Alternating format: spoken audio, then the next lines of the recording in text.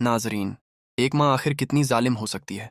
क्या कोई ऐसी भी माँ हो सकती है जिसकी अपनी एक बेटी हो, लेकिन फिर भी वह किसी और की बेटी की जान लेने पर उतर आए? यही सब अब होने वाला है। शरी बेगम, जो शुरू से ही जायशा से नफरत करती आई है, अब उसे हमेशा के लिए अपनी राह से हटाने का फैसला कर लेती है। वह सोचती है कि अगर जायशा को अरसलान की जिंदगी से अलग नहीं कर सकती, तो उसे इस दुनिया से ही खत्म कर देगी। इसी इरादे से वह जायशा के खाने में जहर मिलवाने की खौफनाक साजिश रचती है। वह नूरी को एक शीशी देकर कहती है कि यह दवा है, जायशा की तबीयत ठीक नहीं, इसलिए इसे खाने में मिला देना। बेचारी नूरी को क्या पता कि वह दवा नहीं बल्कि जानलेवा जहर है। वह खाना लेकर जायशा के कमरे की तरफ जा रही होती है कि रास्ते में अरीशा मिल जाती है।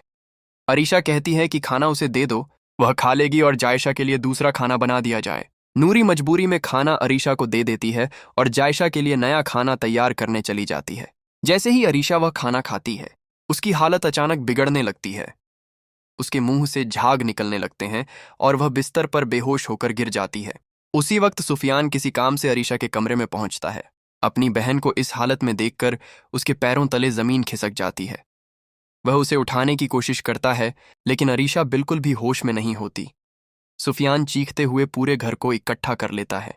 जब शरी बेगम कमरे में पहुंचती है, तो उनकी आंखों के सामने वही मंजर होता है जो वह जायशा के साथ देखना चाहती थी, लेकिन किस्मत ने उनकी अपनी बेटी को ही मौत के मुंह में धकेल दिया होता है। शरी बेगम बदहवास होकर अरीशा को अस्पताल ले जाती हैं। अस्पताल में डॉक्टर पूरी कोशिश करते हैं, लेकिन जांच के बाद साफ हो जाता है कि यह जहर का मामला है और अब यह पुलिस केस बन चुका है। थोड़ी देर बाद डॉक्टर बाहर आकर वह खबर सुनाते हैं जो पूरे परिवार को तोड़कर रख देती है। अरीशा और उसके पेट में पल रहा बच्चा दोनों इस दुनिया में नहीं रहे। ये सुनते ही राफे वहीं फूट फूट कर रोने लगता है। तभी जायशा उसे संभालने की कोशिश करती है,